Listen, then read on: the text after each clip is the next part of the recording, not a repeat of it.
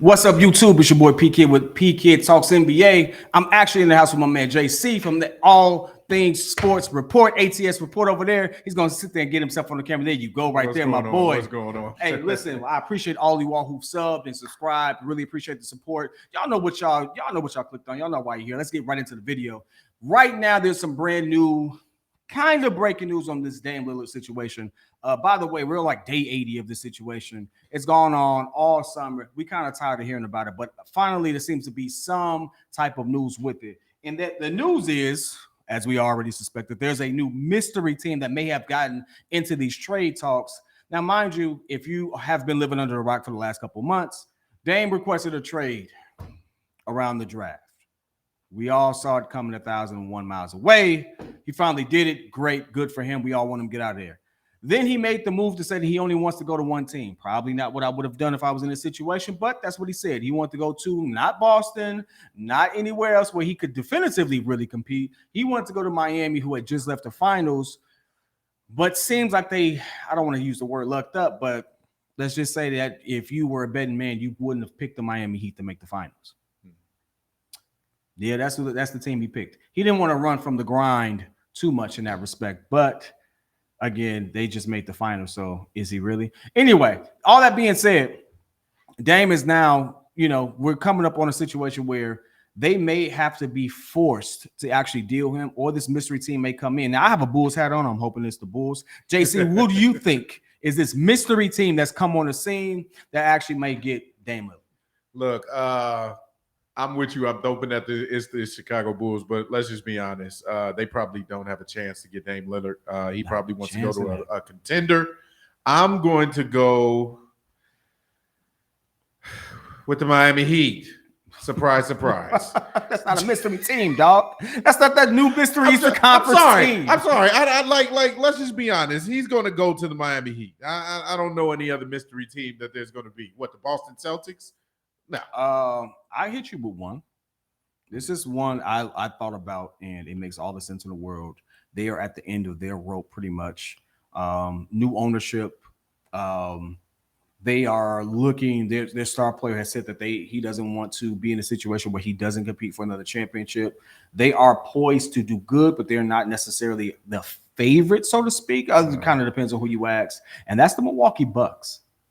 Ooh. The Milwaukee Bucks, in my opinion, not only have the talent, they have some of the pieces that they could actually enter that trade talk, have a much more attractive trade package for the Miami Heat, and it will put them in a situation where, I could see that happening. Now, obviously, nobody is going to trade Giannis if they're the Bucks. Like, no one's trading Giannis. So you're looking at Drew Holiday. You're looking at, maybe Brook Lopez, Chris Middleton, Bobby Portis, who I like Bobby Portis. I say Bobby Portis because to me, he was the X factor for them in so many different ways.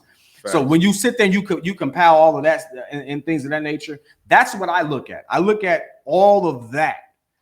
When you look at Miami, we talking about Tyler Hero, who is a good shooter, but mid when it comes to like how you evaluate him, versus a Drew Holiday, who is arguably one of the best defensive guards in the league, if not the best defensive guard in the league, no matter what nobody says, who also puts up at least 20 points a game, who could also get you another 10 assists. Like, he comes with that much talent. He's a much more attractive target to get back when you want to pair him with a younger player like who they have over there in Scoot.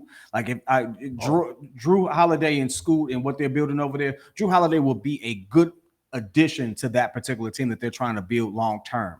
Now, again, I could see that happening. Yeah. And the reasons why: new ownership in Milwaukee. That's why a lot of people don't understand a lot of stuff that's happening in Milwaukee. That's what Giannis kind of is referring to, because the majority owner of that team is no longer there. He's sold. He's not there. So the culture has shifted. But I don't believe Bud is there anymore, is he? I don't think so. I could be either. They're going through a lot of changes right now, and so because of those changes, he's asking real questions, and that this new regime has to come in and they have to make a splash. Yeah. Well, how do you do that? Now, you might say, well, do I risk pissing off my star player by trading away the people he's won a championship with, right? Right. But now you have to ask yourself, if I have a chance to get Dame Lillard with Giannis, am I really going to compare Dame and Giannis to Dame and Drew Holiday? So here's my point to that. If you just take this whole team and all the talent outside of Giannis, it's almost like you're essentially starting over, in my opinion, because you saw that with other teams that took the whole talented roster. They had to, because if they're going to bring somebody of a superstar level in, like a Damian Lillard, you have to give away pretty much everybody else that's good other than the superstar of the team. So those two people are the starting point. But now, are you saying that they're still going to be championship contenders? Are they going to be playoff contention? Like absolutely. I'll be honest with you. I look at it, and here's just a speculation. I don't know what the actual trade package would be, but I do know one thing: you have to make the money work for one end. Drew Holiday does get paid a pretty penny. It would not be a Chris Middleton and Drew Holiday thing. That's too much money. I think they make more. I think they make too much money for that trade pack. Portland would have to send in some other pieces back. Right. Now that could work in their advantage though, because there are some things. Portland is going through a rebuild. They need to rebuild. Of course, yeah. At this point, you've drafted Scoop. I think Scoop's going to be a dog. Yeah. Yes. Shaden Sharp is a dog. Yes. That dude jumps out the gym. I mean, I like what they're building there, right? Yes. So I see why they chose to go younger. It's no diss to Dame. You're older. They went younger. It didn't work out. They had a window. It didn't capitalize on it. Like, realistically, Dame had the misfortune of hitting his prime when the Golden State was the buzzsaw in the West. You can't do nothing about that. You just got to wait your turn. And unfortunately, time waits for nobody when it comes to this league. So the team deteriorated to the end. Like, they just couldn't put it together. So I don't think they did wrong by him. I don't know how many people would have came to Portland. I think this is a lot of misfortune. But what they have to do is go younger. So the best thing for them to do is to get a seasoned point guard to come in there who can run point or at least coach Scoot to some degree. Maybe do that combo thing there. They already got Anthony Simons there. Yeah, he a dog too. So, like, you have a nice consortium of young talent there that you're trying to build. You want some savvy vets to come in and put them in the right position. I think Drew Holiday does that. I can see a Drew Holiday, Bobby Portis, and some picks. I can see things of that nature happening that is more enticing for them. If I had to go Bulls, Zach LaVine's on the table. Well, yeah, I mean, Zach LaVine has to be on the table. So somebody of Damian Lillard's stature, of course, yeah, you're gonna put your best player on the table and or DeMar DeRozan, but I don't think they're gonna go for an older star. So Zach LaVine definitely would be the guy. I would go in on a 3-year window for the Chicago Bulls. Zach LaVine, you have to make up another $20 million, I think, because Dame makes 60-something million. And I think at Zach's peak he makes 48. Man, I ain't gonna lie, throw Vooch in there. No, you need your big man. They gotta have. I'll go Zach, Kobe, and P. Will. Oh, here you go with P. Will. Zach, Kobe, and P. Will. You know what? Picks. I knew that was coming. I should have known you was gonna put P. Will in there. Hey man, listen. That's another argument we gonna have. But it makes sense for them. Yeah. You gotta think about it. They get another young power forward, wing player who you think has potential. He gets to go on a younger team where he's going to get definitive tick. He's not necessarily vying with a veteran who's going to take 20 shots a game. Well, it takes 15 realistically. Like, he's not vying for that. I think it would be a much better situation. He plays his natural role. He's a role player who got drafted too high. I don't care what nobody says.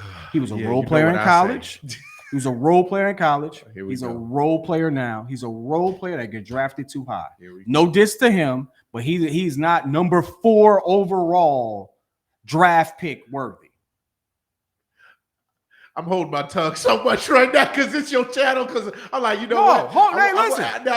Look here, man. Let's go. Look here, P.kidd. What about it? Patrick Williams has not gotten the opportunity to shine yet. Okay, he's a number 4 that got drafted too high. I don't care if he was number 1. If he came to a team with 3 veteran savvy all-stars already in position to get the ball and they're ball dominant, you got Vucevic, who has already been proven over years in Orlando. You got DeMar DeRozan, who's had some of his best years when he got here. You got Zach LaVine, who just got paid a lot of money to be that guy here. Patrick Williams is literally in line just waiting his turn still. He's still that 3-and-D guy that they need. And so he's going to wait his turn. But we talking about Dame, man. You got me off on a tangent. Nah. Whatever. Nah, it ain't worth it. But I'll tell you this. Regardless of any of that, we know that Dame is going to be on the move. The sad thing is Dame does not control his destiny. Yeah. He doesn't. I don't believe he has a no trade clause. I don't, he does not have a no trade clause. He doesn't control his destiny. They could trade him anywhere they want to that presents them a good offer. Now, he's trying to say that he won't play. Yes, you will. Yeah, you will. You will. The new rules, you gonna play. Or that money that you thought you was gonna get, you not gonna get. And if that's how he wants to end his career, that's how he wants to end his career. It'd be shame on him if he does. He's too talented to do that. Has a lot to give the game of basketball. I don't think he wins that game of chicken, but maybe he does. But we'll see. Man, with all that being said, I appreciate all of you all tuning in, man. We're gonna catch you all up on the next topic, man. We're warming up to the season. We're about 1 month and about a week away from NBA basketball. So let's start having those conversations now. I want to shout out my man JC.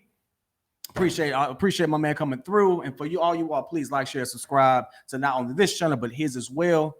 But whether it's love, whether it's hate, put in the comments. I'll be in there with you all. Till next time. Peace.